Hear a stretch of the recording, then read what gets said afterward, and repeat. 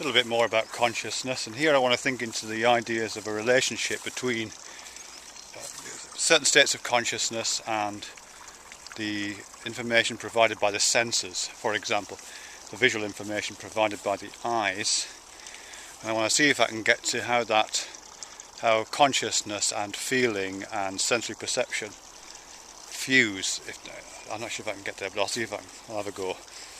Because we know that the information that comes, like this visual consciousness for a start, and I'm using Ramachandran's understanding of visual consciousness. If I see a tree and I place it in my consciousness, I point my eyes at it, I attend to it, my attention is now on it, I am visually conscious of it, I have visual consciousness of that tree. Very nice tree, I can just show you the tree I'm looking at, there it is. I have visual consciousness of that tree. What's happening there is there's some initial processing that happens in the retina and the optic nerve. Then it gets sent to the various initial visual processing centres at the back of the brain here. Then it gets sent on two different pathways, as I understand it, visual information. What's called the what pathway and the where pathway. I can't remember which is which. One goes up here. I think it's the where goes up here, which locates it in space. So it's there, you know. This pathway is providing it's over there bit and relating it to other things around me, doing the geometry of this experience. And then the where pathway, which comes around the sides here, I think, but I might be wrong, does the what thing.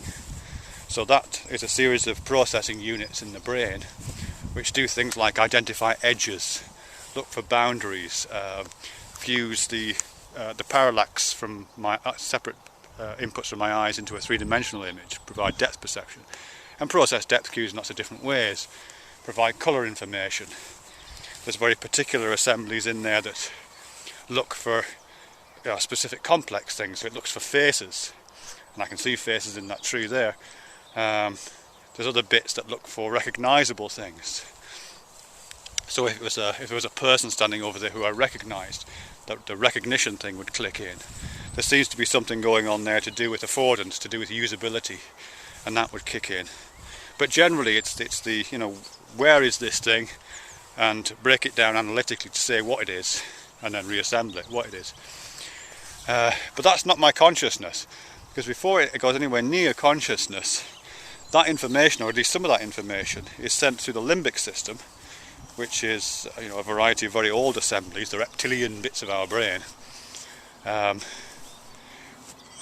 as far as I'm aware, it's also information from the kind of information that parts of our brain, the limbic system, that information is kind of sent to the body, or at least is acted upon by the body. So for example, tree is a bad example for this, but if there was something here appeared in the corner of my vision, great big thing here, appeared just here, loomed here, my visual processing would do the thing. Where is it? It's over here. What is it? Well, it's kind of dark and cloudy and big, it would do those kind of things. And then it would go to the limbic system, and that information would go to the body.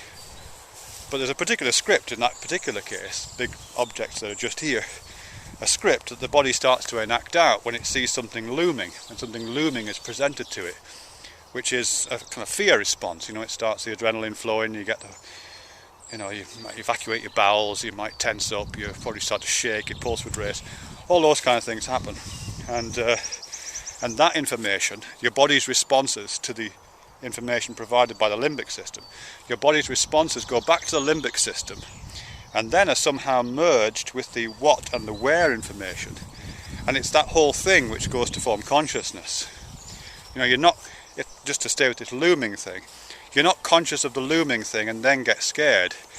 You become conscious of a large, nearby, scary thing. It's already tagged with its emotional content by the time it gets to consciousness.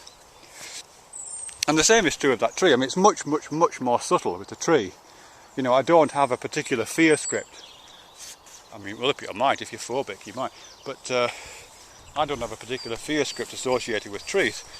But there is a very, very subtle modulation of the carrier frequency of my body being played out even when I see the tree. And that happens before it gets to consciousness. In fact, it wouldn't be consciousness unless it had that component in, I don't think. You know, 'cause consciousness is always produced at least partly by that information that's coming through the charnel house of the body. But as I say, you know, with a tree, there's no action script which puts me in fight or flight response, or there's no desire response which gives me a hard on. There's none of those kind of big scripts, but there's a very subtle modulation going on of the, as I say, that little background hum of the body. Just small changes are taking place in the emotional registers that are like a little keyboard, in the emotional registers that are being played. And that's what my consciousness is, you know. That's what my consciousness is. What is it? Where is it? No, I'm going to say, where is it? What is it? And what would the third thing be? And ... Where, what, and ... Yeah. I'm saying ... because this is called Gendlin's ellipsis. That's what came to mind when I was talking there. Eugene Gendlin, who is I don't know what you call him, is he? I don't know. He writes books. Psychologist, maybe? Phenomenologist, maybe? Involved in counselling and therapy and those kind of things. Anyway, he has this idea of Gendlin's ellipsis, the ... And he describes it. I'll just point at this tree for a minute while I'm talking, because there's a beautiful crow in this tree just sitting in the back. And he has this thing, Gendlin's ellipsis, the ... which is his description of the feeling of the body. The feeling of the body. But it's also a kind of anticipatory feeling. He describes it really well. He's talking about poets, actually. Actually, let me just backtrack to this feeling of the body thing.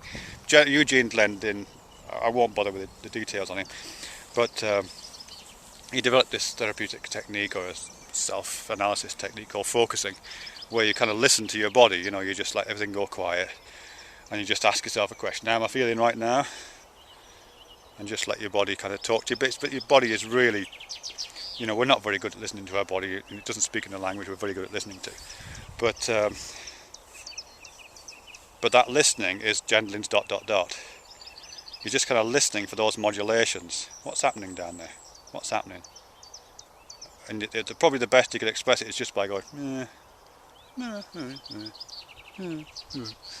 This is how Gendlin describes it himself. It's kind of, yeah. It's not very articulate, but you can kind of get it. But it's this ... Poetry. Yeah, that's why. Yeah. The other thing that Gendlin says about it is he says that he places that feeling, that listening to the little bits of musical change that taken place to the carrier frequency of your body that's forming the substrate of your mind. He compares that to that moment, he says, when a poet is searching for the last couple of words in a phrase, and the poet starts to read the poem out to himself, and he might do this with his hand whilst he's talking, and there's a kind of ... in his mind. You know, what's he listening to there? What's he searching for? He's not going through some card catalogue to try to find the exact phrase. He's not opened a thesaurus in his mind, or she. They're kind of listening to their body's responses to what's gone before in the poem, to see what it needs to finish it off. That's his idea, you know.